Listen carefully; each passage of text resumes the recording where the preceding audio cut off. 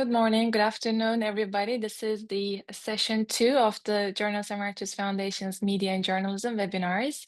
We are thrilled to have one of the most well-known names when it comes to media literacy and standards, UNESCO standards as well, Dr. Belinha de Abreu and the Abreu.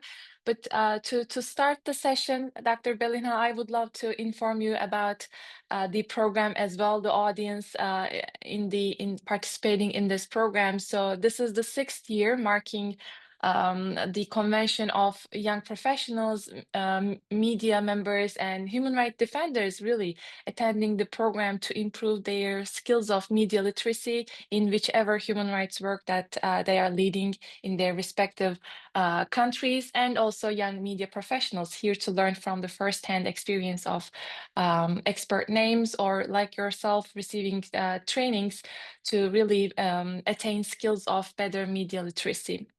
And we are thrilled to have the participation of members from 36 different countries. So as the Journalist Writers Foundation is affiliated with the UN Department of Global Communications, we are really thrilled to have our mission really revitalized by gathering this group of international participants, really, who are all commendable journalists and emerging leaders in their respective societies. So in session 1, we had a wonderful discussion on the ethics and strategies of investigative journalism and standards, norms on how to cover cases from undemocratic nations. As you very well know, the transition in between democracies and autocracies happen quite fast these days, and we covered how to do journalism from abroad if the media members are enforced to leave their homelands, and how do they combat transnational repression? What are the downsides of being away from your home country when you're still continuing your reporting on investigative cases, ethics, norms to protect resources, and so forth. So that was an exciting discussion, and we are here now today in session 2 to go in depth on the role of media literacy and narratives in the age of polarization and misinformation. But before I give the floor to you, we didn't have a chance to hear from Mehmet Kılıç, the president of the Journalists and Writers Foundation, last time as he was traveling. So I'll just give the floor to him first if he would like to share some remarks. Thank you, Cemre, for this kind introduction, and hello, everyone. Greetings. I'm so happy to see such a distinguished cohort of journalism students, journalism professions, and human rights defenders. As a matter of fact, I was in Geneva for the UN, United Nations, having meetings with different special rapporteurs. Of course, one of the special rapporteurs that I have met was special rapporteur on, on freedom of speech and expression. We discussed about the situation of the journalists and journalism all over the world. Unfortunately, many journalists are facing different human rights violations, and freedom of speech and expression is declining in different parts of the world. But anyway, I will not go deep into it. But however, it's great to see such an international community. We are like United Nations here with professionals from 36 countries. I think that's an amazing number. And just wanted to underline, highlight a couple of things that Cemre has mentioned. This program, I think this is one of my favorite programs, Media and Journalism Webinars, which really aims to provide journalism students and emerging media professionals with the tools for success in their careers, promoting experiential learning by translating the theory into practice through research and article. And we have a journalism project, which I will be talking about after the training session. It's a great opportunity for you to write a news article that could be published in our blog, or we will aim to pitch that story, that news article, to be published in different news media outlets in different parts of the world, or it could be on media platforms. So that's a great opportunity. We will discuss later on, and I'm so happy to to share the floor with Dr. Abreu, and I'm looking forward to your training session. Thank you. Thank you so much. Thank you, Mehmet. Um, all right. Well, we really live in times where increasing number of populists and national political leaders often benefit from the concerted disinformation efforts. And misinformation and social media manipulation really accelerate the already existing erosion of democratic governance, creating information environments where people really struggle to distinguish fact from fiction, leading to mistrust in media outlets and also deteriorating the functionality of public institutions. And with many different forms of shadow banning, closure of journalists and human rights defenders' social media accounts, live stream platforms like YouTube, oppressive regimes leave no option really but enforce citizens to rely on state-controlled information ecosystems only. So that's why it's very important that we are knowledgeable about the role that media literacy play in our democratic societies. And we will now hear from Dr. Belinha, the Abreu on the standards of civic discourse for democratic governance, fostering informed public engagement, and standards, UNESCO standards for media and information literacy. And she's a global media literacy educator, a researcher, and an author. Dr. Belinha is the founder of the International Media Literacy Research Symposium and was the recipient of the 2021 National Media Literacy Education's Media Literacy Research Award. She is the president of the International Council for Media Literacy and formerly served as an international expert to the Forum on Media and Information Literacy for UNESCO's Communication and Information section. So we will be receiving a great training today, and she will have some interactive engagements, activities too, trying to keep the chat active. So please tune into Dr. Belinha's training. Over to you. I'm very happy to be here with all of you, and I'm happy to have this time to share quite a bit actually about where media literacy fits into all of these discussions. And so, as was mentioned, I do have some interactive pieces that are going to be found within here. And I'm hoping as we work through this, one of the things that I always worry about with Zoom is that you don't get to see the full scope of everything. So I may need some help along the way just to be able to follow. Oh, actually, no, maybe I won't. I can actually see the chat now. So I'm happy about that because then I can actually follow through with all of you. So as was mentioned, I've been doing this work in media literacy for quite some time. And I've written several books about this topic, from Teaching Media Literacy, which was actually one of my first books that really reached out to educators, but also in library and policy areas, to most recently books on media literacy for justice and equity, which falls very much into the space of where media literacy is at. One of the things I would like to mention is along the way that if you have questions, please feel free to either open your mic and drop in or put it in the chat. And hopefully, Cemre, if you could moderate a little bit and just let me know as someone is asking something or if I can interject in between. I Of do want course. your interaction with this presentation as well. I will also provide this information at the end to you so that you can follow some of the pieces. As was mentioned, I am the president of the International Council for Media Literacy. I have been with them probably for about 15 years, and in 2020 became the president. It is an organization that does quite a bit of work in the area of media literacy by producing a magazine, an online open source magazine, but also blogs about the different issues that we find in the sphere of the media right now. Our most recent one, which is out and available to you, is the Collision, Democracy by Collision or Connection, the Crisis of the Public Commons, which very much has to do with this disconnect that we have about information and where we are as people in this world, and how the public commons is looking very different because our media spaces have changed quite a bit. And so this definitely takes in the scope of AI, as well as the way in which social media itself has changed the way we interact with things. The other piece that was mentioned is that I am the founder of the International Media Literacy Research Symposium. I held conferences in different parts of the world and have been doing so since 2014. Our next one will be in Rome, and I do bring together people who are invested in the world of media literacy, whether they're interested in it from an education standpoint, policy, journalism, students, graduate students, people who are just in general looking for more information about where media literacy fits into all of these spaces and places.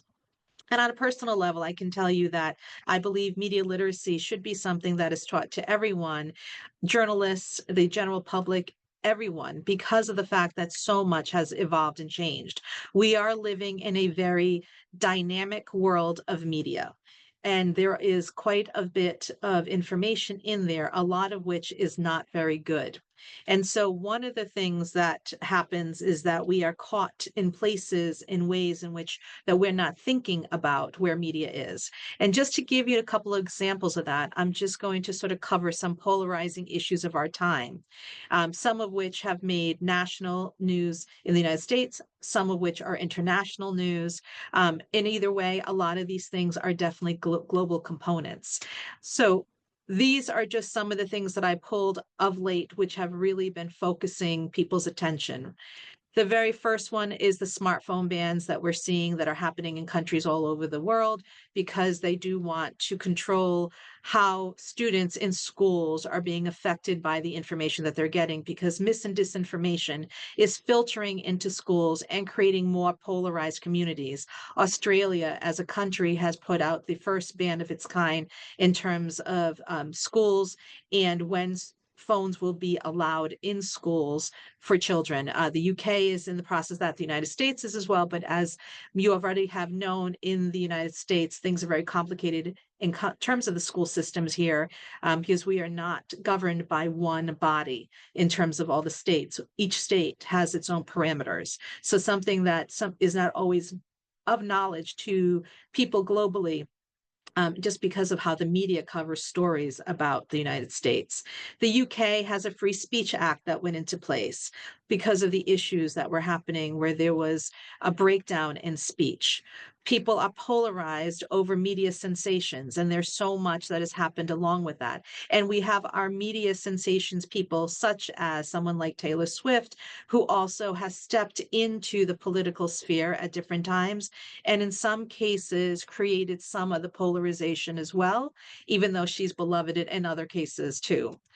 Obviously, we can't talk about things that are happening around the world without talking about the election here in the United States, which also has created more polarization within the United States, but also globally, certainly with all the numbers of different things that have happened.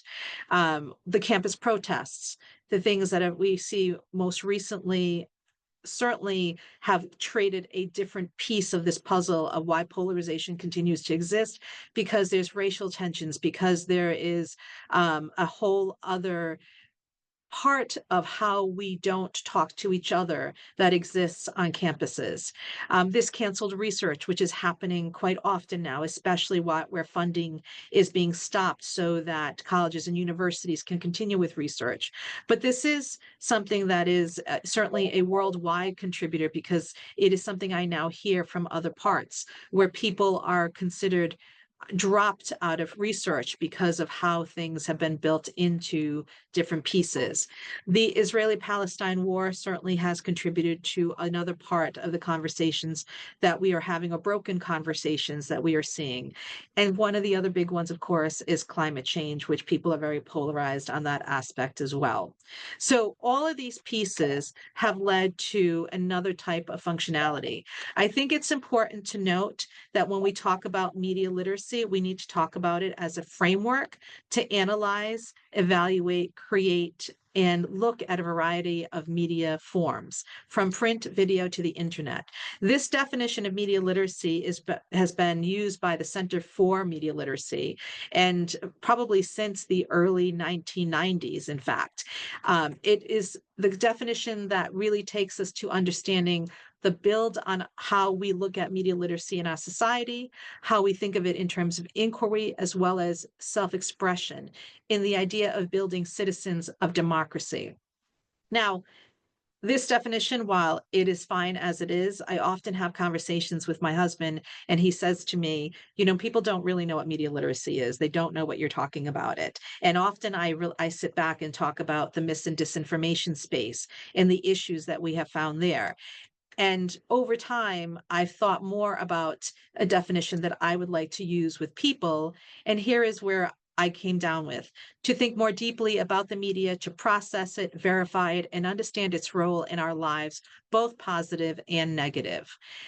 This is something that I think is really important to think about, because media obviously has a very positive function for many people. We like our cell phones, we like our computers, we like being connected to technology. The video gamers like their video games. We know that all of these pieces are part of it, the films, the television shows, but there's also a very negative aspect to this, which is the problems that we're seeing right now that have filtered down to a world that we are polarized, that we can't have deeply discerning conversations or thoughtful conversations and dialogues with each other. So I wanted to give us a little activity to do at this point, and hoping this will kind of work its way out. But I'm going to take us to a gentleman's work. Has anyone here heard of a gentleman by the name of Hans Rosling?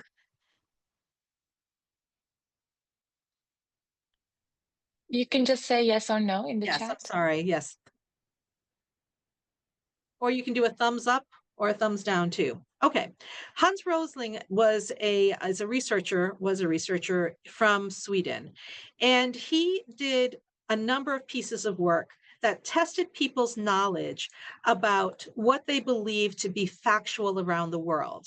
I use this often with my class and with other people because one of the things that I have seen, and something he noted very much in his work, is that we don't have common information together. Instead, we have what we believe to be information based on a variety of different sources. And he used these 13 questions to basically filter out why people believe what they believe and where the common understanding is broken. And some of it may surprise you. So what I thought we would do is I would take you through the majority of the 13 questions for you to think about the questions and then the answers. And what I'd like you to be able to do is to drop into the chat what your response is. So we'll start with the first one. In all low-income countries across the world today, how many girls finish primary school?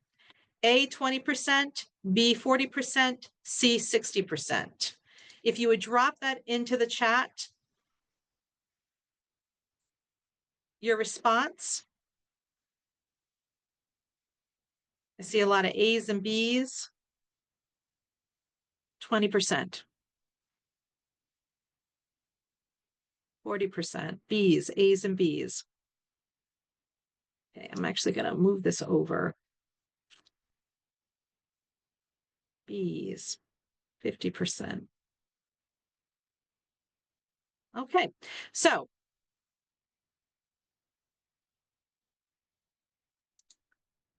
let's see. The correct response is actually 60%. Now, this is one of those things that, why do people believe the 20 and the 40%? What does the media carry in terms of news stories on a regular basis? Those are things for you to think about when you look at the questions as we go through. Believe it or not, primary school is actually one of the only areas where most people actually go through. So this is something to think about. Okay, where does the majority of the world population live? Low-income countries, middle-income countries, or C, high-income countries? Please drop your answer in.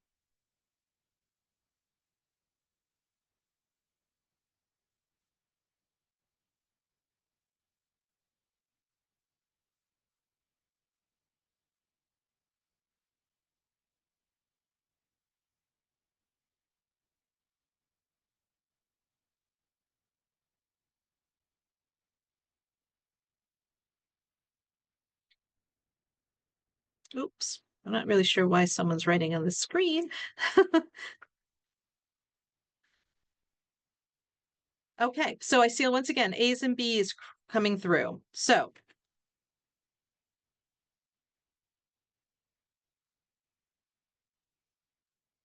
middle income countries, B. So this, I think, I would hope that for the most part, most people would actually see this as something that is true. We tend to not look at the world all in the same way, once again. And this is also based on how news is developed and how we are told news stories. In the last 20 years, the proportion of the world population living in extreme poverty has A, almost doubled, B, remained more or less the same, C, almost halved. Please drop your answer.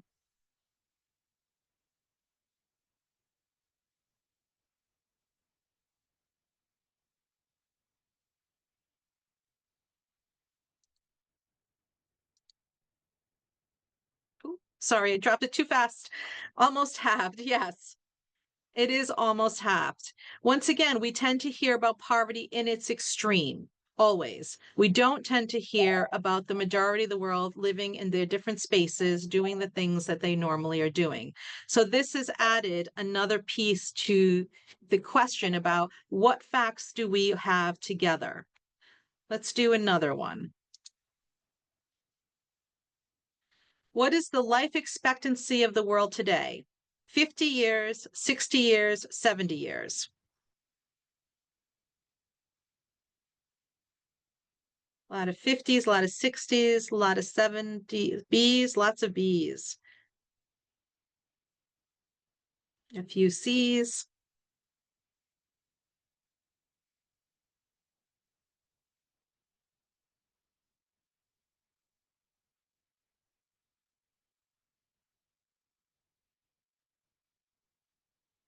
Okay, so 70 years. Yes. So we know that medicine has gotten better. We know that our countries are getting better developed. We know that things have changed. There certainly have been lots of different foundations around the world who have tried to make things better for people. So that has added a little bit more to what it is that we are seeing in the world. So this has changed and shifted things. So this is another idea which gets lost, where people think that we don't have the same life expectancy. It is true that some things did change with COVID, but not so much that this has changed or evolved greatly. Okay, another one. There are 2 billion children in the world today, aged 0 to 15 years old. How many children will there be there in 2100 according to the United Nations? A, 4 billion, B, 3 billion, C, 2 billion.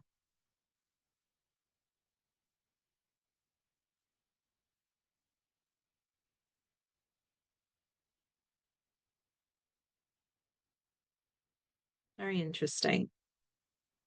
Actually, while you're doing that, I'm just going to stop because I think somebody scrolled on the screen. So hang on a Yeah, I second. was just gonna ask for that, but didn't want to disturb the interactive No, it's session. okay. Let's see.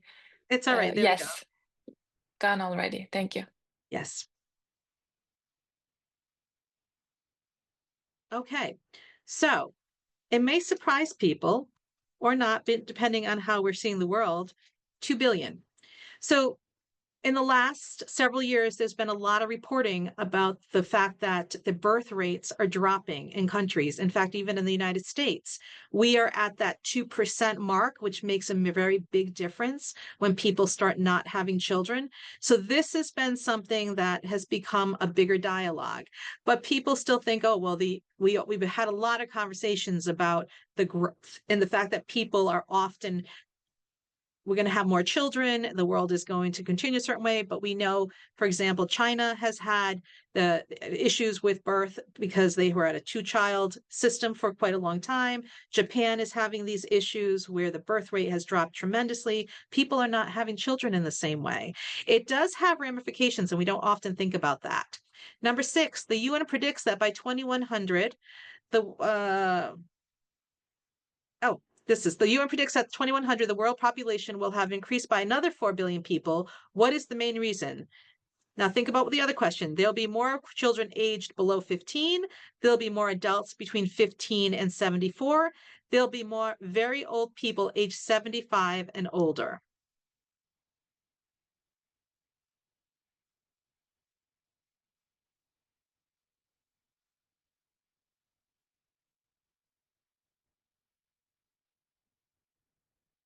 Lots of bees. I see a lot of bees.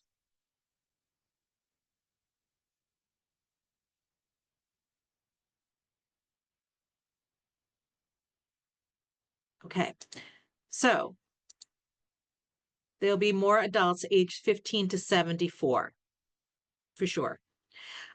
But this is also changing. Just be aware, because remember, we also have a very aging population.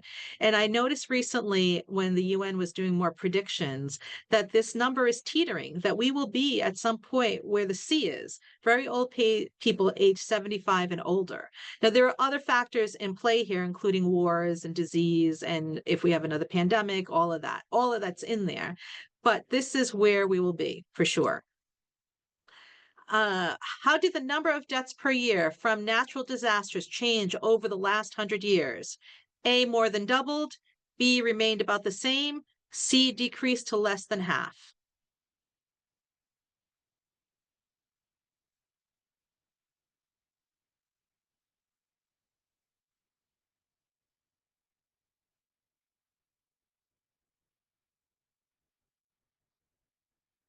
A's and B's, a few C's popping up.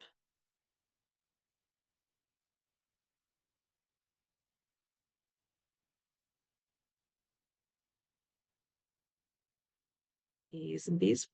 Okay. This Very one mixed. is quite mixed, right? Yeah, quite a bit of a mix. Yeah. Okay. So with this one, decreased to less than half. Which I know people think, okay, well, how is that possible? We know that there's been disasters, lots of them, but we are better equipped now to deal with many of them as well. However, once again, when the media reports about natural disasters, we always hear the worst piece. We never hear about the recovery. We never hear about how people were saved because we build better buildings, or we're able to handle certain things better, or we know certain parts. Now, certainly things will change as climate change becomes a part of this, but this is the point. And I wanted to, there's another 7 or 8 questions. I'm going to actually skip a little further along, just because there's a couple things that I think are really important about this. In his work, he stated, "We love to dichotomize good versus bad, heroes versus villains, my country versus the rest. Dividing the world into 2 distinct sides is simple and implies conflict, and we do it without thinking all the time." This is Hans Rosling. He has a lot of work about this, quite a bit, in fact. Journalists know this. They set up the narratives as conflicts between 2 opposing people, views, or groups. They prefer stories of extreme poverty and billionaires to stories about the vast majority of the people slowly dragging themselves towards better lives. And this is the part that I find most interesting. We don't hear about the average person. We hear about the extremes. News tends to factor in just what they think the eyes and the clicks, all of that, will be interested in. But there's so much more to the world. In fact, it is, I think, because of this that we also end up polarized. Journalists are storytellers. So are people who produce documentaries and movies. Documentaries pit the fragile individual against the big evil corporation. Blockbuster movies usually feature good fighting evil. He calls this in his work the gap instinct. And I find that this gap has literally continued through almost every year that I have been teaching. And I've been doing this work for 29 years. I watch the gaps growing because the lack of information is telling. And part of it has very much to do with the selection and choices that people are making in terms of how they get their media. So I'm going to go back into my presentation, because one of the things that happened certainly after 2020 is the division about information. It's been there for a very long time. We've known that. We talk about it more. I feel like we've been talking about it quite a bit since 2016, but the divisions have been there for quite some time. And they grow quite a bit with the way in which people perceive their viewpoint of information, their biases about information. And this is one of the reasons why I was so captivated by this, especially because it was, certainly during the time that we were all wearing masks. Who do we believe in? What do we believe in? Who do we think is hurting us? Who do we think is not participating in creating a better world? So now I want to take a step back. So how did we get here? Because really, we've had a media literacy evolution because of how we actually get our media. We know that journalism, in terms of newspapers, the way they were delivered, is declining. Not that journalism itself is declining, but that the way in which people receive their information is declining, and people aren't getting the newspaper in the same way. We know that people are turning to their social media. When Twitter first came out, it was the first time that people were starting to share all sorts of information, news information, and not necessarily from people who were trained journalists, but from people in the community, people who were on the ground when events were happening, such as when there was the Arab conflict with Egypt, when there was there just different pieces of events happening. People were communicating their stories through Twitter. In the United States, Twitter was slowly taking its time to get into people's hands, and it really changed when there was a plane that landed in the Hudson in New York. Some of you who lived in New York may have heard about this, where the plane landed, and the people who were able to tell the story were the ones who were on the docks on their cell phones, tweeting to their friends. And then news agencies started using Twitter and other social media sites to really captivate people. Now, Twitter has evolved to be X now, which I don't consider that necessarily the best of informations, but it is definitely talked about the way in which we are always online, always getting sources of information from different pieces, from different groups of organizations, from social media, from newspapers, from television, and from other media sources, even podcasts and so forth. We know that our evolution of information is changing so much that we are connected to devices, that we're leading ourselves into this space where our technology is dominating who the human factor is. And that's come with consequences. It's comes with thinking about the way in which our data is managed. It's come with looking at how privacy exists or does not exist and how willing we are to take away from that. It's come with the problems that we're seeing right now in the world with cancel culture and censorship, which have added to the polarization that we're seeing in our world, where if some people believe one thing and other people believe another, and they either want to cancel or censor each other or their work, or in fact, in journalism, you see this in particular, not allowing for stories to be told. We have the new piece now with ChatGPT, which now isn't quite so new, but definitely still feels very much new in the way in which we are evolving with it. And this idea that we're going into this metaverse where reality is bored and we're not really sure the direction in which we're going to be taking with the way in which we are looking at the media and how information is going to disperse. It's created this weaponization of social media because it's the easiest way to get to people, to target people, to get the average person to listen and believe whatever information is out there. And certainly has created some ramifications in terms of the way in which our young are now being interacted into the new technologies and also gathering their own versions of information. Artificial intelligence is part of this dynamic, and we aren't really sure where that's going to take us. But there are lots of questions here that I think we also need to address. And so this is where I think there needs to be more components of how we consider information, because our democracies around the world are being tested and changed, and the regimes are looking very different. And that's also changing the way in which we see information. And it begs the question, is truth dead? Because we've allowed this to be the continuity for how information is transferred. But who are the voices behind that really add to the way in which we look at information? In the US, I want to point out that we have had certainly a bigger share of how this looks in different ways. In terms of polarization, I think we are certainly one of the most polarized areas of the world. Certainly, you can see that by the way in which we engage with each other. The newspaper industry in the United States has dropped significantly. Since 2008, we've been seeing the decline of newspapers. And if you'll notice, this is a perfect example of how polarization in some regards is happening because of where the media is. And notice how on the East Coast of the United States and the West Coast of the United States, and in certain pockets like Florida and the Chicago area, there's a lot of newspapers. But then you are in the middle of the country, this big, vast area where millions of people live, and there is very little of it. Think about that in terms of the television industry. And now it's much worse. And if these are the voices that we're hearing dominate our media infosphere, how is it that we never hear from this part of the United States, the middle section? Because they're not covering it. So this is something to think about when we look at that. And it's also something to consider when it comes to what the American population trusts in terms of media brands. This was done by a visual capitalist, which I always found really fascinating. And it's interesting to note that the fourth source of trusted news comes from the BBC, not from any of the US based media. And other than that, it's the local news, because local news tends to not carry as much bias. So this is something that the dynamics of how media is changing is very evident in front of us.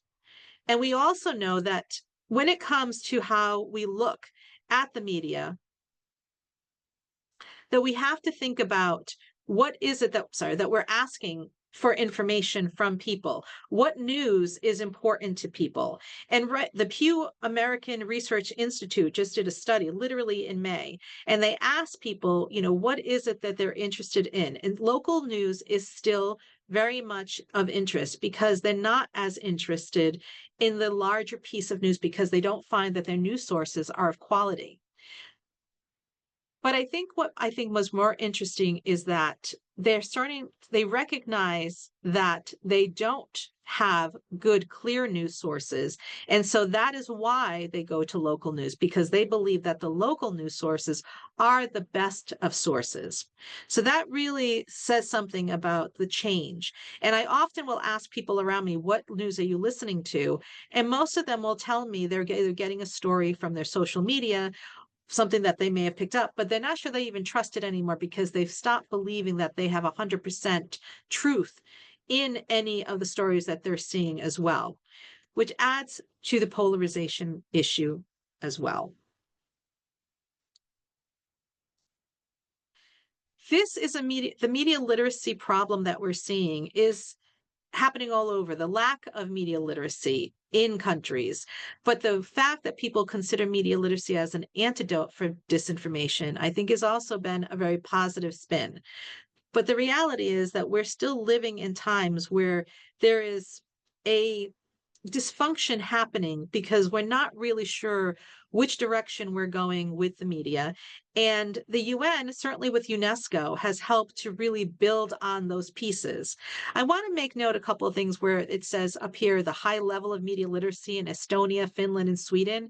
I was actually in Finland last summer and had a large piece of my time dialoguing with people in government and other people in Finland and looking at why they trust their media as much as they do. And they do. They are the country who has the greatest trust in the media and government officials anywhere around the world. And one of the reasons that I found really fascinating was that they have been a country that has lived through wars and actually still is at a point where they really feel they still need to protect their country, and they protect their country from disinformation quite a bit. And it has a lot to do with who their borders are and the shift and change in information and the way in which they see the world. But the other part is that they do teach media literacy in their schools, which I think has helped to contribute to some of the things that we are seeing change around us. we know that over the years that technology has changed the way in which information exists with us. We also know that that has led to the changes that we're seeing within our society, which some of it is, like I said, really excellent things that have changed, but also the other pieces where we are not all on the same page. We don't have a common frame of reference. We don't look at the same person in the evening and look at them and say, oh, this is our media source. In fact, when I ask most of the youth right now today if they know any anchor who's on the television screen, they don't. Maybe 1% of my classes will know anybody who is one of the top anchors. They may know someone because they might have seen him in a crisis situation, but overall, that's not what they look to. They don't know any name of a journalist the way I did growing up. You know, certainly I grew up in the years of Walter Cronkite, you know, Edward R. Murrow, those names where it really mattered. They don't even know those even in a historical context. The exposure is something that we need to think about. We need to think about social media presence in terms of how it's had an effect, whether good and bad, but how this is changing our information sphere, because it is very much so. We know that outlets are being hurt by dwindling public interest in the news. Since 2021, it has continued. Some of the big names that you hear are losing, certainly people, eyeballs, journalists. They don't trust the journalists journalists don't trust that their work is being fed to the public in the way that it should. We've watched journalists quit their positions in protest. That has definitely changed. I know that when the 2024 election was happening, the media and the message became a big piece of the conversation. But one of the reasons why I actually use this is because there is someone in theory called Marshall McLuhan, who has definitely shared his work about the influences of the media and how do we look at the message as it's being delivered from the media. And that has shifted and changed, and it keeps doing that quite a bit. I wanted to mention two organizations that I feel have been trying to do some good work in the area of plotting who they see as organizations and where they are in terms of their bias and the way in which they share information. One is All Sides. They very much do it from very left, very right, the way you can see it on the left hand of my screen. But the media bias chart is something that's produced by Ad Fontes Media, and they spend a lot of time plotting where the media is in terms of how they pick up and analyze information and whether they skew right or left. And they do it both from a US standpoint and as well as internationally. And they do it with podcasts. They are expanding all the time. So it's not just newspapers, it's not just social media, it's the podcast, it's all of it. And within these spaces, you can actually see where that is, where you might even stand, and certainly where the believability factor is. When I teach one of my students my media literacy classes, I put this up and I say to them, based on what you're seeing, where do you stand based on your believability factor? And they will look at it, and some of them are surprised, especially because they don't often know that the news sources or their social media sources skew so left, so right, or maybe just even in the middle. Okay, before we go into this, I'm going to stop for a second to ask if there are any questions at this point, because I've gone on longer than the 30 minutes, Cemre, but I wanted to see if there were any questions or if people had any things that they wanted to mention. Yeah. Go ahead. Yes, thank you, Doctor. Sure. Okay, thank you. My name is Gabriel from Tigray, Ethiopia. Yes. I have a question regarding to this topic. The Sure. media literacy topic is very fantastic. But in this regard, most of the journalism students are not fulfilled in their job, because other subject students come to the journalism. Also, citizen journalism is also I think, difficult for the pure journalism. Every citizen is a journalist. Right. So why other students or journalism schools why cannot close? Because teachers are journalists, Right. engineers are journalists, geography graduates are journalists. So what is the importance of journalism school, journalism literacy in this regard? So it's a Yeah, really great thank you. question. No, it's a great question. I think the problem is actually, community journalists are not necessarily trained journalists. And I think the training piece, what offers to all of the public is an understanding of what the purpose of news is and the directive of news, and not just because this one story is of interest to you, but what is of interest to the world. And I think the focus of schools of journalism, what they also provide is an opportunity for you to see and evaluate information in a better way. There is a need for better journalism, 100%. In fact, I think some of the troubling things I'm watching in schools of journalism is that it's going more into this idea of a business kind of a journalism instead of quality work. The people who are out there looking for stories that matter to the public, that influence and provide a lens to a world that we know is desperately needed. In the United States, we call the journalism piece the fourth estate. And I find it really interesting because what it's supposed to be about is about people who question power in the most difficult times. And I think that's what journalists do. I don't think that community journalists are doing that necessarily. I think that they happen to be sometimes on the spot, and they happen to be there with a phone, or they happen to be there with a way to record information and share information. But that's not journalism. True journalism asks very deep questions, gets to a point of wanting to source people, to know people. This quick bait thing that is happening right now where, oh, well, this person said this, but we have no follow-up, is problematic. And I find that that's something that I see in a more public way than I see really good quality journalism. And that's where I think schools of journalism could really shine in. But I think they have to step away from this business model, because if you think that your your news is being paid for, then you're never going to tell the full story, because you'll always have to worry about whoever it is that's going to decide you're not worth spending our money on. This isn't what journalism is about, not in its truest form. And Dr. Belinha, I'm a human rights advocate, really focusing on the trends of autocratization and how it impacts women's rights, civil society participation, democratic governance, and so forth. I observed that. I also had this in my notes, and thank you for the question. It was a very timely one, citizen journalism.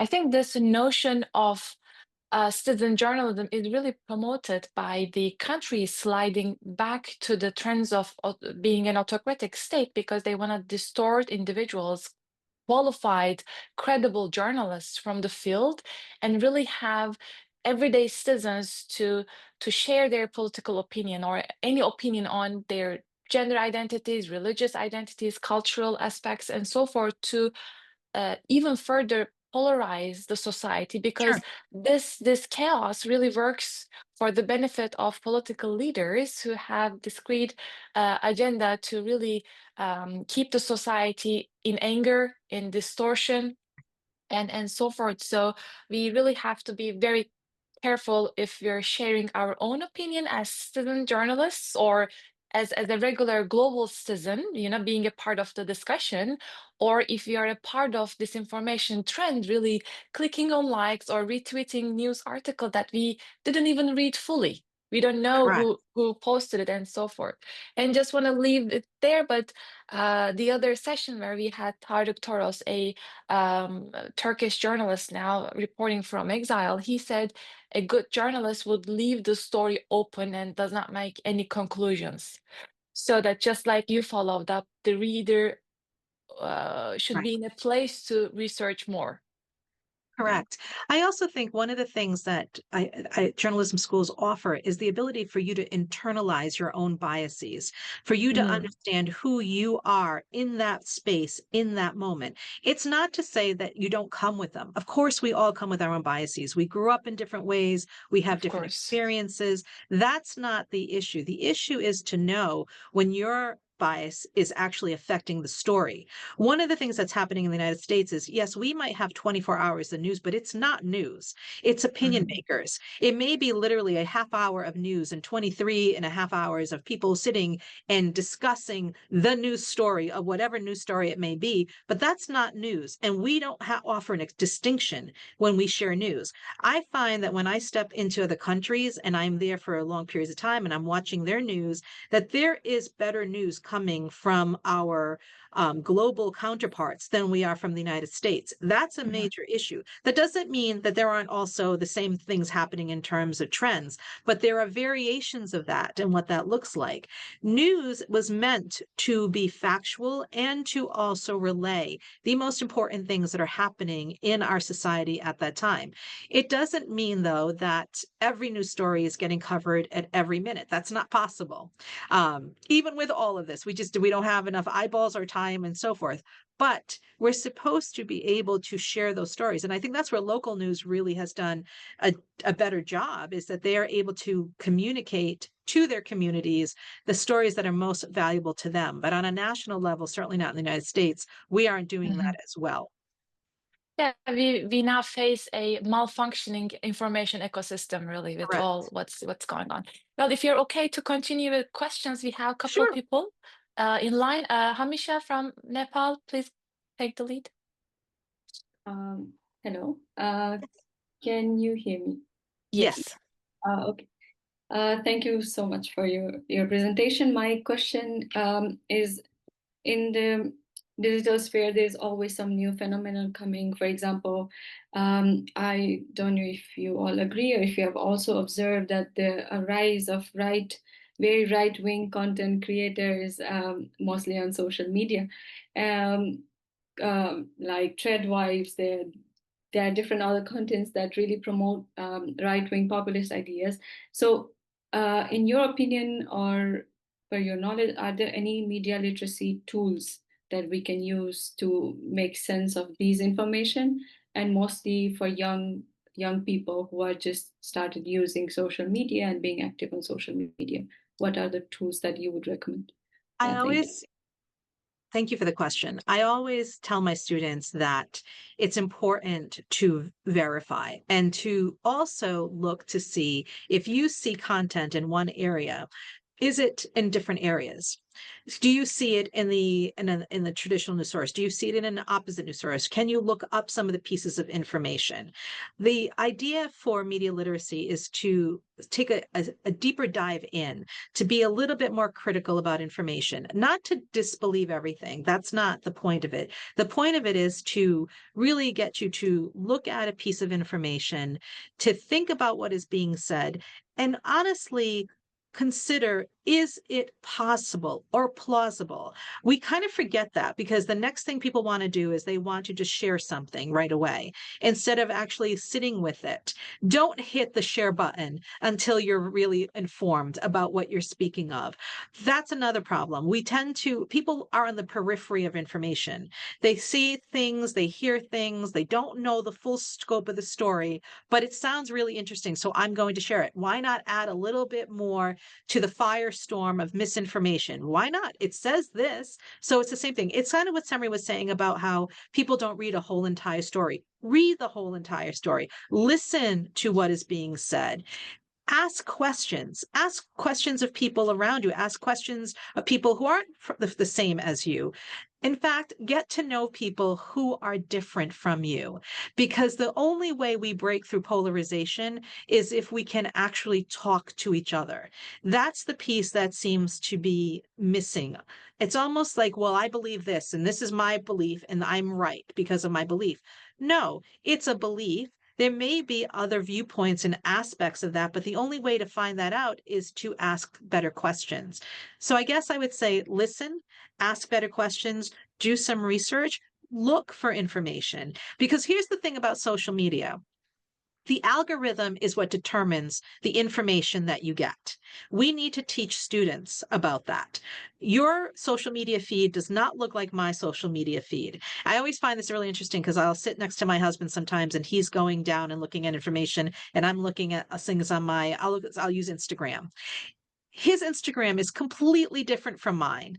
And I find it so fascinating. I'll be like, where did you get that story? And he's like, oh, no, it popped up on my feed. And I'm like, well, why didn't I get that story? And I have a different thing, right? It's like if you're someone who loves cats and all of a sudden you're looking at all the cat videos. Well, every video after that's going to be cats, right? But if you love dogs and you're sitting on the other side, every video you're going to be looking at is dogs because the algorithm thinks, oh, she just loves dogs. That's the point. Your media choices are also a part of that. You click on a story, now it thinks that this is how you believe, how you perceive information. Step around the algorithm. Try to not be a victim of your algorithm. Change spaces. Look at different ways in which people can look at things. Do a different search that's so unique that it doesn't make sense to your algorithm and change the algorithm. So those are some tools that I would say to teach students, teach adults. I actually teach anyone, to be honest with you, because we're living in a world where this algorithm is going to always be in control of the information. So we need to learn to actually change it and change the way it communicates to us. Thank you. You're welcome. Thank you for the response. Well, Richmond, if you're available to join us, please pick one of the questions. I see there are two, but as we have Ahmed next and Betul in line waiting, if you're available, please join us. If not, I'll read one of the questions. And please, that would be nice. I know you introduced yourself in the first session, but every time you ask a question for our new speaker, Yes. that'd be very nice if you can very briefly, if you're a journalist, human rights defender, or expert from any other discipline, give her a glimpse of your background. Richmond, are you available? Last call. Well, all right, then I'll take the liberty of picking his second question and read it out. In what ways do dominant media narratives shape public perception and contribute to either bridging or widening ideological divides in a polarized society? How do they not, I guess, is my response to that. The reality is that the dominant narrative is the one that is shared by the media mostly. I find that people in general do not follow the dominant narrative. In fact, a lot of people I speak to question the dominant narrative, but they don't have the voice. The one thing that the media has is the power to communicate and communicate widely, whether it's through television, whether it's through the newspaper, whether it's the way they put out their information through social media.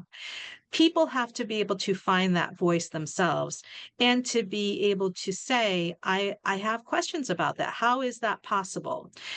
When I teach media literacy, the first thing I tell to my students is that everyone's voice in this room needs to be heard. Whether we agree with them or disagree with them, it still needs to be heard, and we need to have respectful discourse.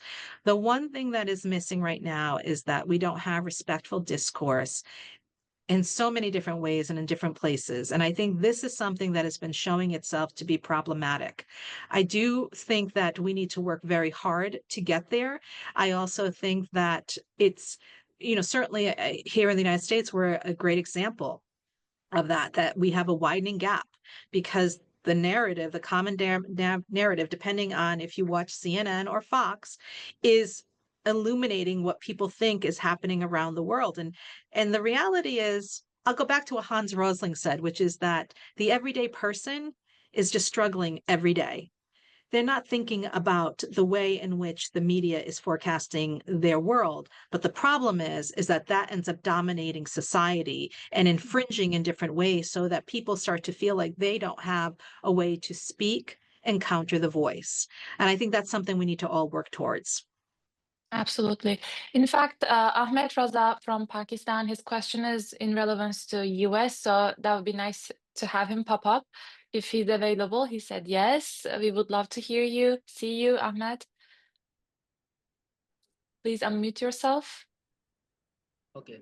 So thank you so much to the speaker, first of all, for such an in-depth and insightful presentation. It's the first time ever I, get the chance to learn so much about media literacy. So my question is regarding the recent elections which happened in the United States of America.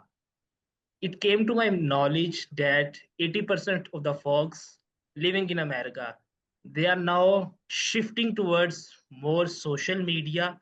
I mean, content creation, influencer style media information, and almost they are overlooking the traditional news channels like CNN, MSNBC, or other media outlets. So, in this regard, do you think so that the journalism, specifically the traditional journalism, is losing its relevance in the contemporary digital area and is being far left behind the game right now? Thank you. Very interesting that you use far left behind the game, because I think that actually is sort of relevant to sort of the conversation. I think the problem is that this is correct. So people stopped watching the news. They just stopped. After the recent election, people stopped paying attention. They turned off what they were watching.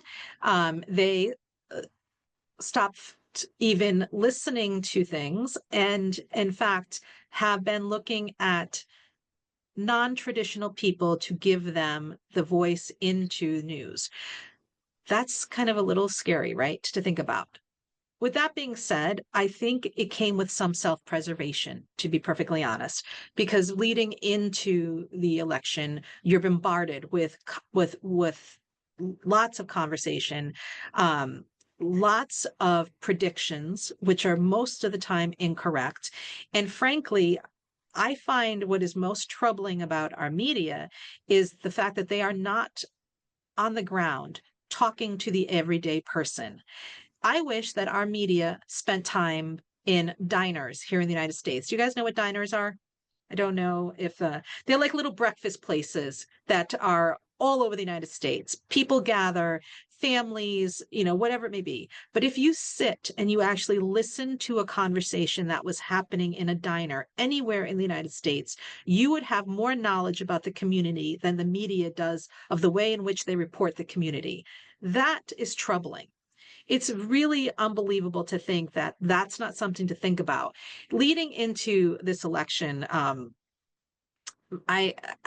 frankly, I probably could have predicted it 3 months out that this was what was going to happen, just based on the conversations I was hearing, what people were saying, and the way in which, just if you looked at the communities, the signs in the communities, you would have been able to distinguish what was going to happen. But the media was carrying a whole other conversation. That's part of the problem. I will tell you, as a media literacy educator, I actually don't watch the media any longer. I only listen to it.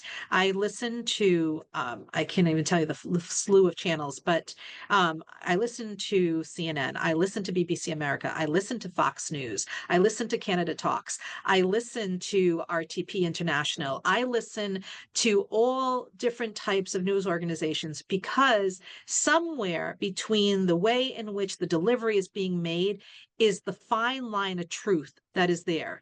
But the problem is, or the difficulty is, I'm someone who is media literacy educated. I'm trained to do this. I spend time doing this. People are not doing that. Most people don't have the time to do that. And so unfortunately, that has changed the game. I think journalism can get back in the game, but I think it's going to change. It's going to need a new format in which it reaches the public, whether it's that it changes the way in which the delivery system is made, whether it is done through social media, because we know the trend for our Gen Zers, our millennials are still social media driven. They aren't watching at 6 o'clock at night, I'll say 6 o'clock in the United States, the news media in the same format. So we do need to bridge that in a different way. But I don't think, and here's the thing that I think is important, journalism is incredibly valuable. Do not think that your value is not there. It is absolutely there. The difference is we have to figure out a different way of delivering it that makes sense with the type of generations that we are now going to be seeing moving forward. And I think the gap really happens because the journalists these times are really combating all different forms of harassment induced by states too. I was recently in connection with a Turkish journalist, a woman journalist, back at home, and she told me that she is so exhausted, because of all the legal cases, defamation campaigns, and so on. She doesn't have a mental silence in her mind to really continue doing a credible work. That's another topic, but I think really poses the problem of disinformation and polarization that we've been discussing.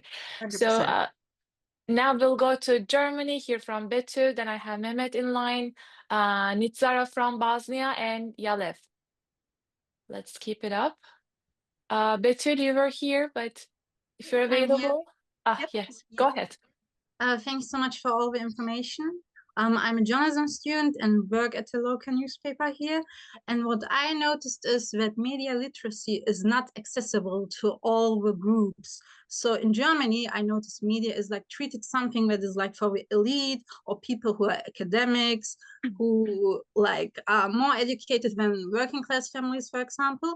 And I'm asking myself, how could we make this more accessible and inclusive? Because media is something we all use. So why is it something just for the academics?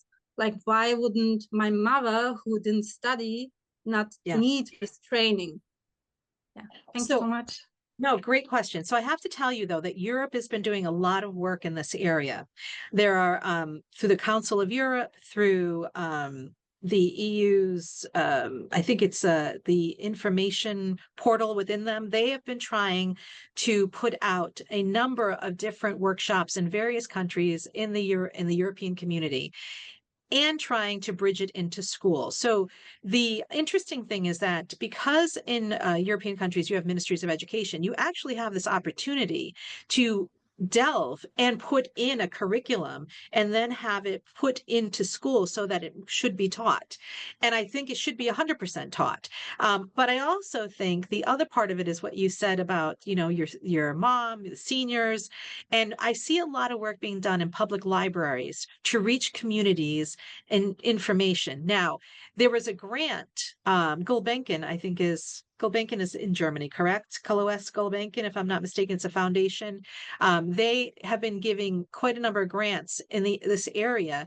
A lot of it's going to fact checking, which I have a problem with. I'll mention this something because I think I saw a question about fact checking going through. Fact checking is not media literacy. I just want to make a point of saying that. Fact checking is that you're going to check information and see if it's true. That doesn't mean I even say truth with a question mark. It doesn't mean that the information is valid, though. So there's a little bit of a difference there. Fact checking just means, okay, we're going to see if this came from a source. Is this information there? Absolutely. But what about the information? Is the information enough? So a lot of money is right now going into fact checking organizations, and I don't think that's enough. Media literacy is about more in the discernment area, how to think further about information. And I think public libraries have been doing quite a bit of work in that. There's an organization called IFLA, the International Federation of Library Associations. They've been doing work in this area. There is a number of other groups that I could list at a different time, but I agree with you. I often say that when a parent is about to become a parent, when they're doing classes on, and this is not something that is worldwide, I know this is not true, but in the United States, we have parenting classes before a baby is born. I think at that point is when media literacy should start, because every child born from here on out will be in front of screens of some kind, and there will be technology and there will be people giving them information. How do you learn about that if the parents don't know that either? So there needs to be parenting classes as well. This is an evolution. Information is super important, but we need to have good and valid information, and we need people who are able to discern it better. And this is where media literacy information must come.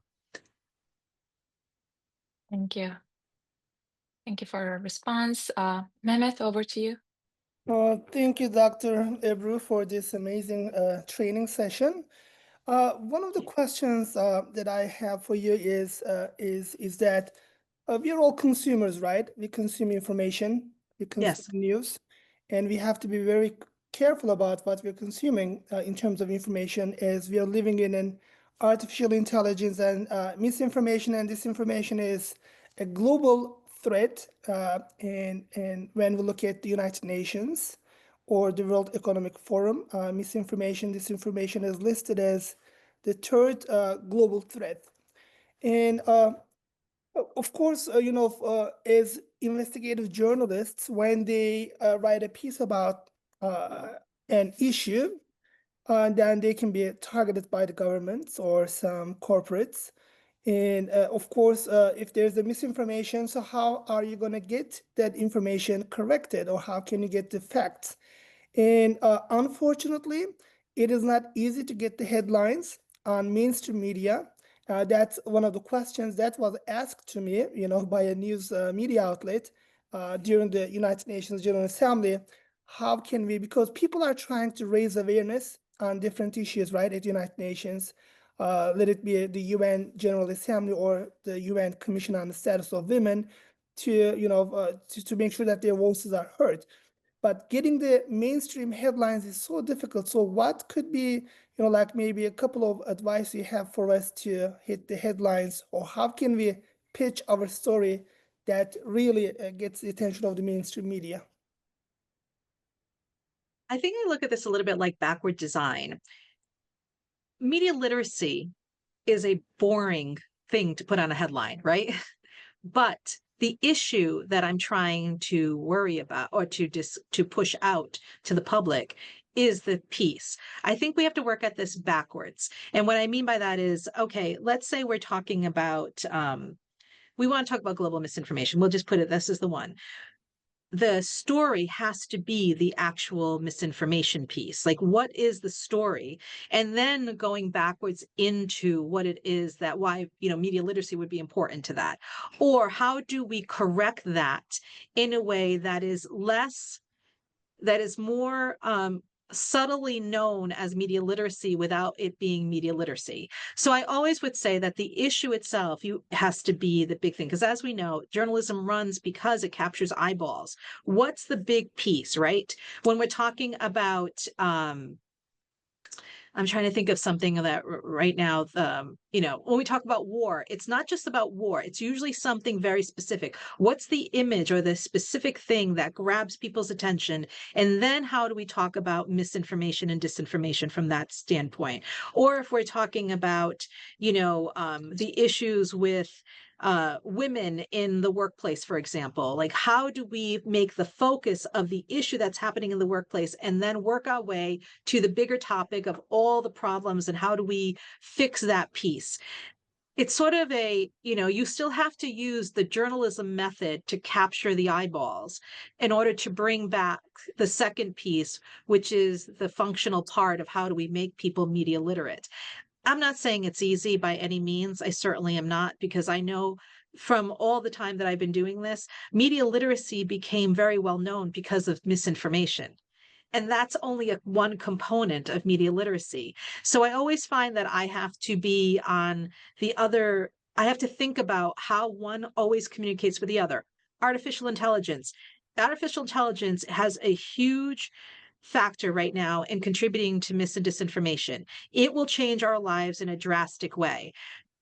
Pushing the fact that it's a drastic change in our lives is getting the eyeball attention right now. The worry behind open AI, that what can happen, whose jobs are being taken away, what information isn't going to be there. And then it becomes about, well, let's talk about what's the other piece behind this that we can also communicate along with the message. I wish I could say that, if we could just talk about things, it would make people pay attention.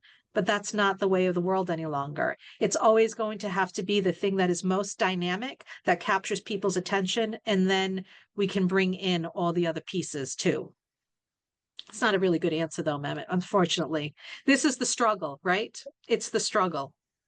It is. I mean, it's a struggle, and it's not something that could be achieved in a short period of time. No. Is human right. I mean, we are also a human rights organization in Right. press freedom and other, freedom of speech and expression.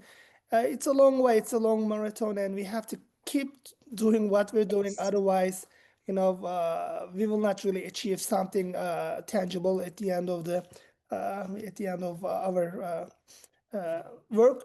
But thank you so much. I think these are great ideas, and so we just have to push and pull, right?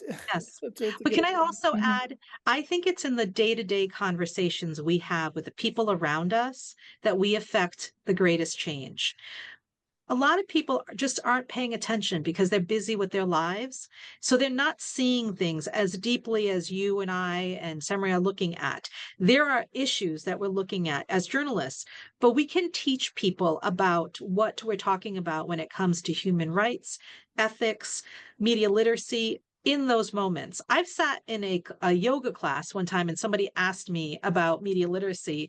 And I thought, okay, I can tell you what I could tell you what I teach, but I'm like, that's not what I want to talk about. I said to them, well, what's in your life right now that is important to you? Health, it was a health issue, a parent issue, something going on. So how has the media communicated to you the best solutions to that problem? And then, is that actually the best solution? How do you know? So you put it back so that you become a part of the conversation by showing how the influence of media changes the way in which we have discourse, the way in which we have believability, the way in which our even biases are a part of it. And hopefully along the way, we keep teaching other people and then they teach others. That's my hope. Can I Thank you. just, Jim, if you don't mind, I mean, there is two approaches, right? The top-down or bottom-up approach. Sometimes it's so difficult to get the top mainstream media's coverage of your story or whatever the Right. issue is. But if you are not able to get the top-down approach, then there is always the bottom-up approach. It might be easier to get your Right. story covered by a smaller local newspaper. Yes. It could develop, it could go to a national and international. So what I'm trying to say over here is that we should not be discouraged if our story is not,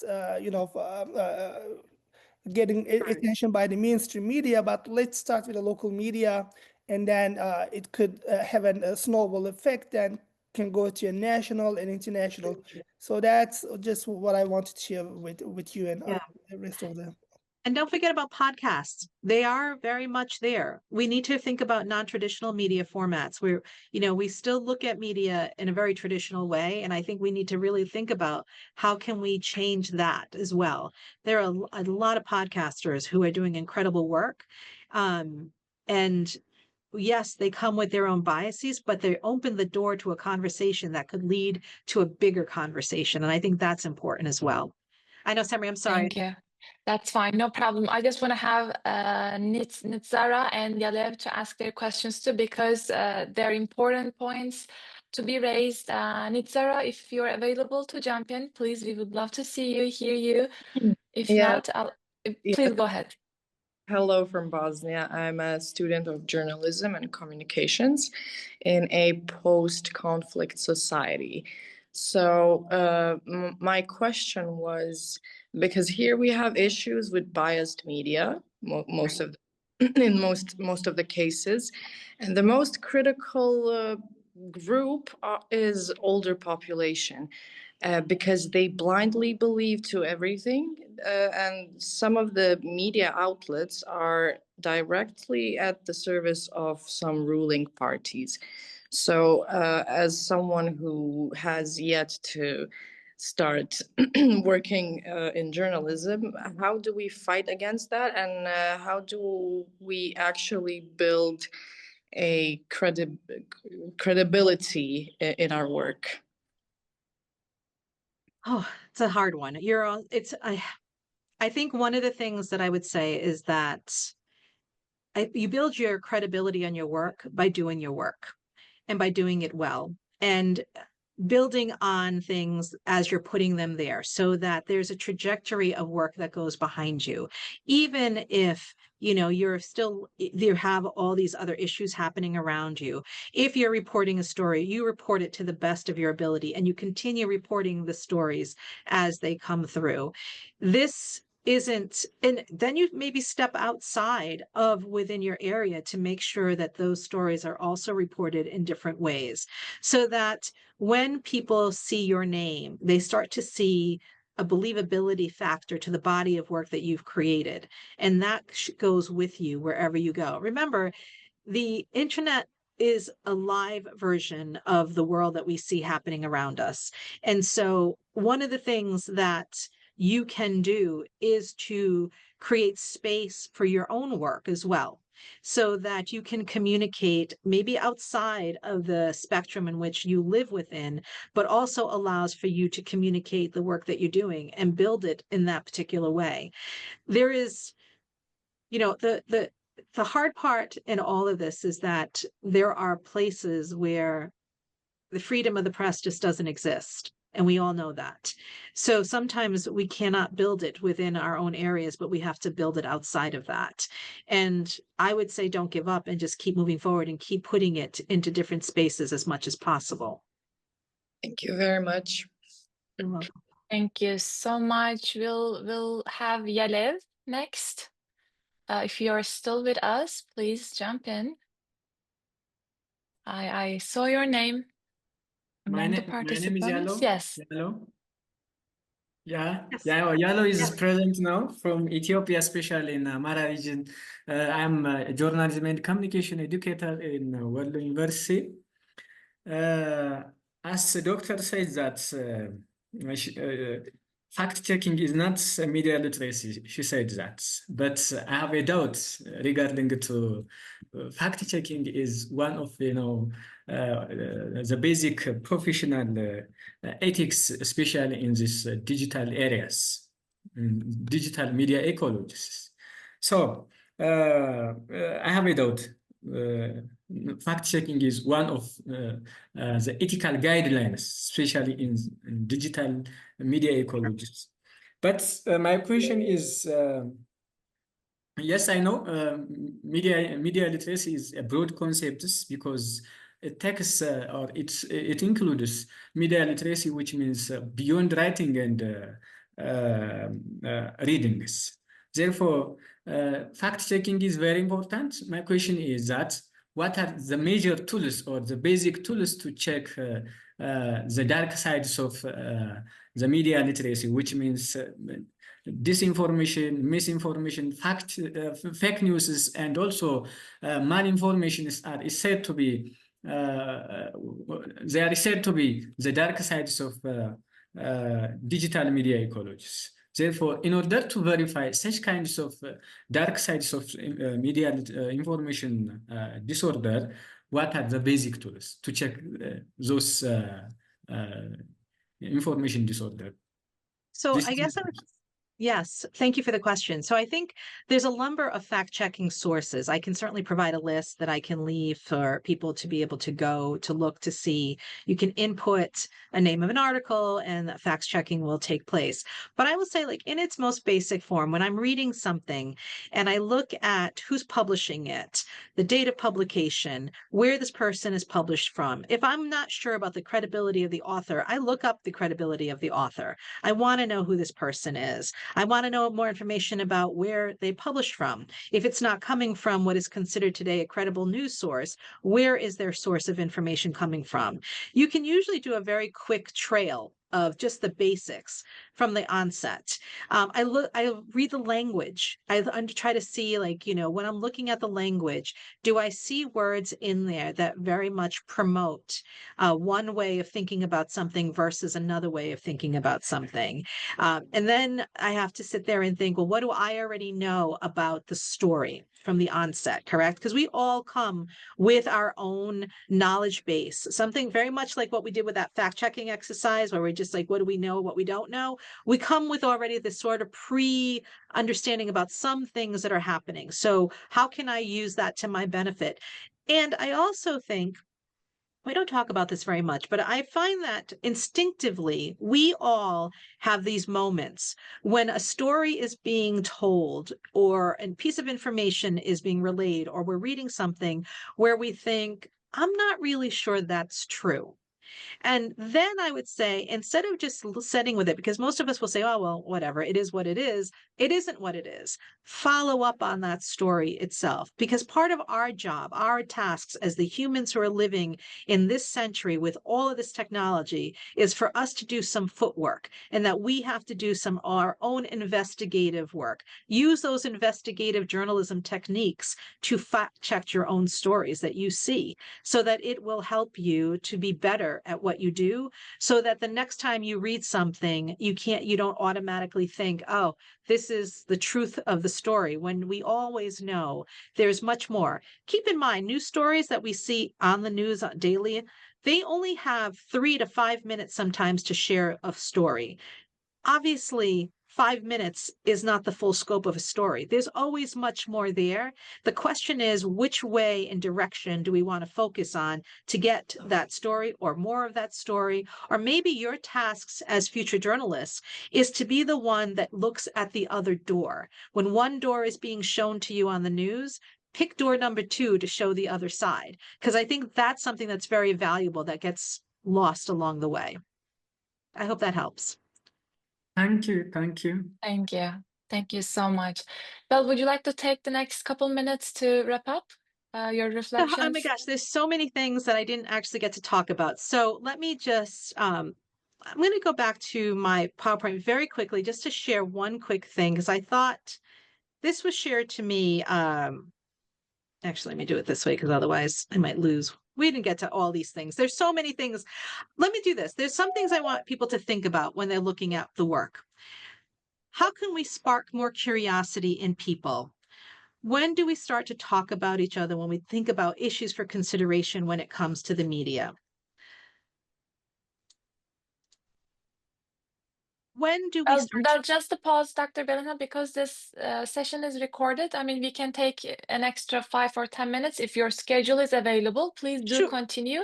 If there are colleagues who have to leave, please do so, because I know our time is up, but this is a recorded session. So you will have an opportunity to watch the end of it when it's posted on YouTube later on. So we want to make sure that you go through all your slides, because all are available. Over to you again. Thank you. One of the things that I want to also make people aware is that we need to know what our assumptions are and what we think to be true, which may not be true.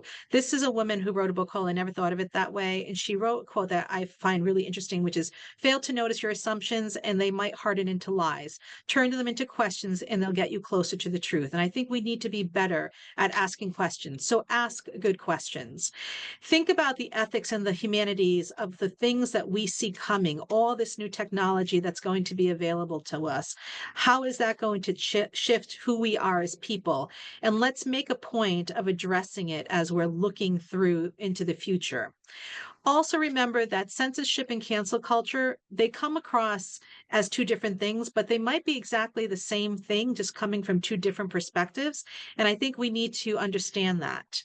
We also need to take back control of our technologies. The New York Times did this piece where they had these figures, 2007, we're holding on to the phones, we're in control of the phone. By 2019, it's controlling us. And by 2025, it's literally on top of us. So when will we take back control and know that we need to control the way in which our devices communicate to us and the way in which we communicate to it?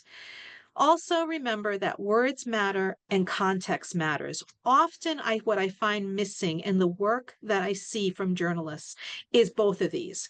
The words that you say, and I know this is something very important in the United Nations realm, words do matter, and the context of those words matter even more, especially if you are not familiar with the culture or the country or whatever it is that's happening around you. These are two very fundamental, important pieces, and we need to be aware of that. Our choices right now are either very simple, where we continue the way the path is, or they're very complex and we have to step aside and take that second door that I was mentioning to you before, go in a different direction.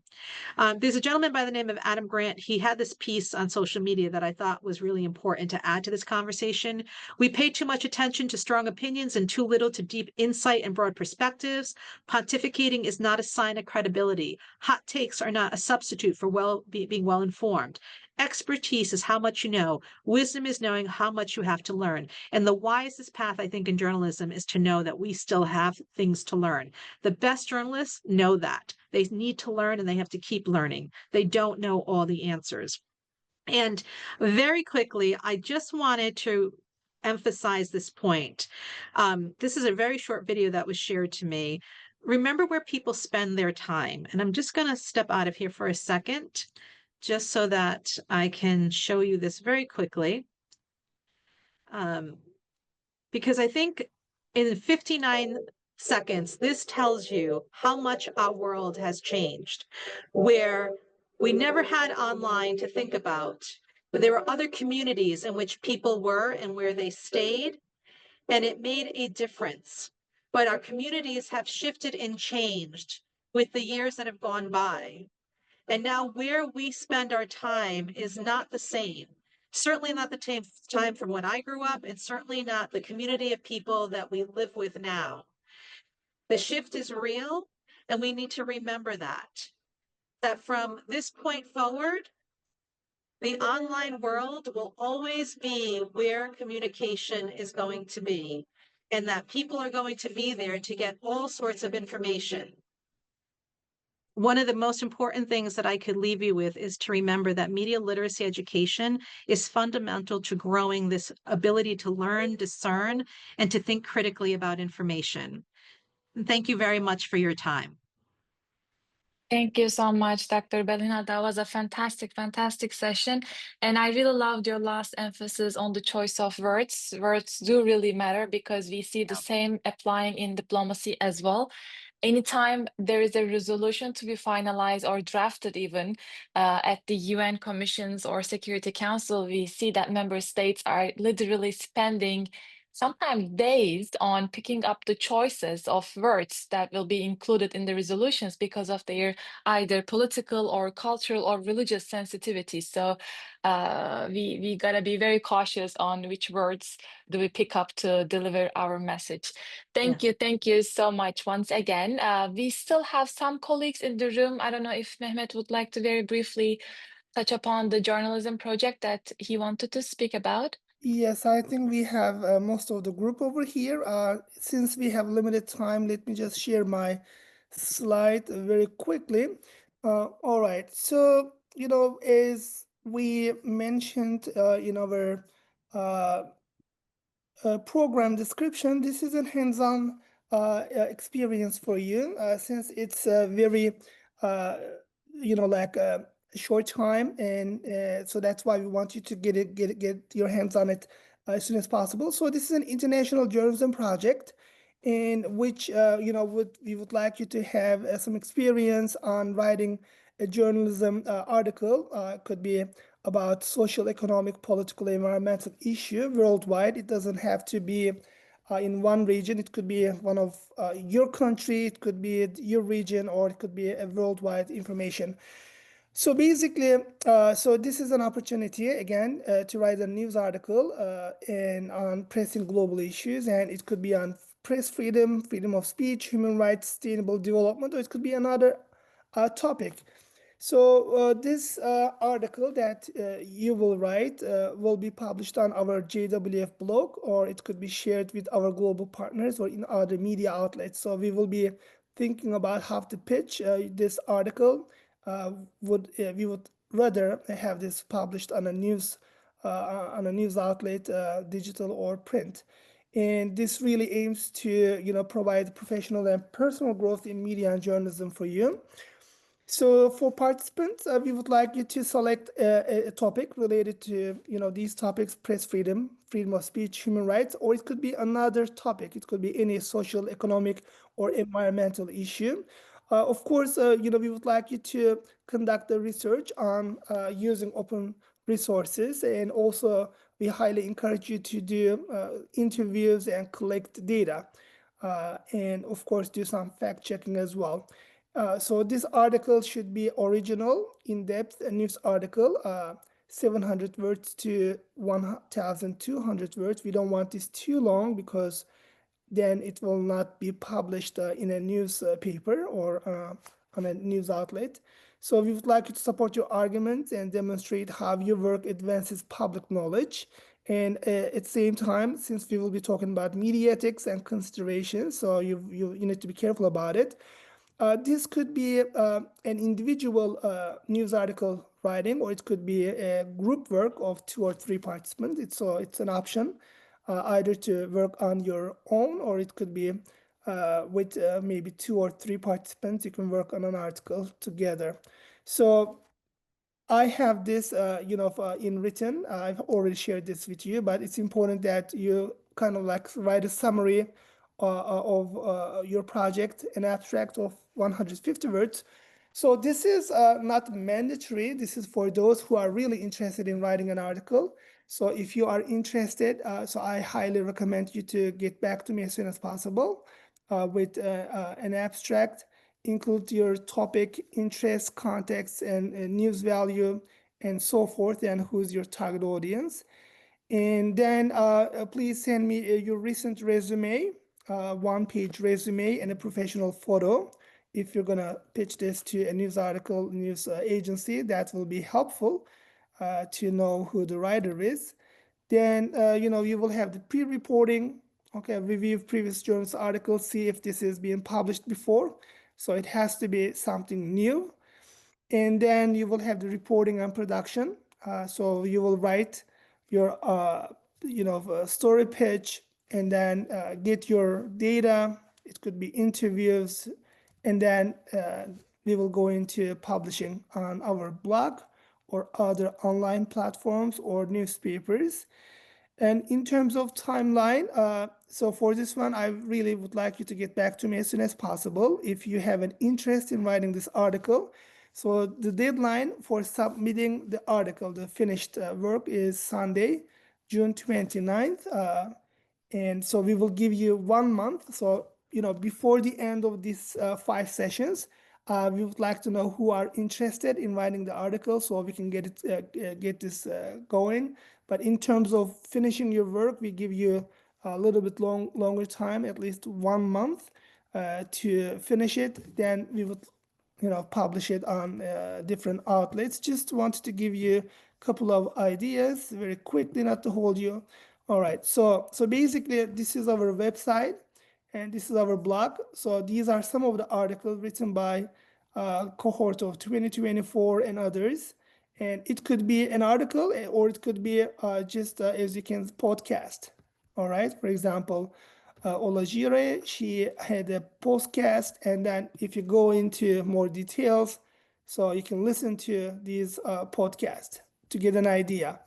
And this is from Malawi, and this is, let's say, from Bangladesh. I don't know if okay, if Farhana is over here, she can talk about her experience maybe next session. But her article was published on a online news media in South Africa. So it could be published on our website, but it could be published on a mainstream media in South Africa or other places. So you are in, let's say, Bangladesh, but your article is published in South Africa, so it has a wider audience.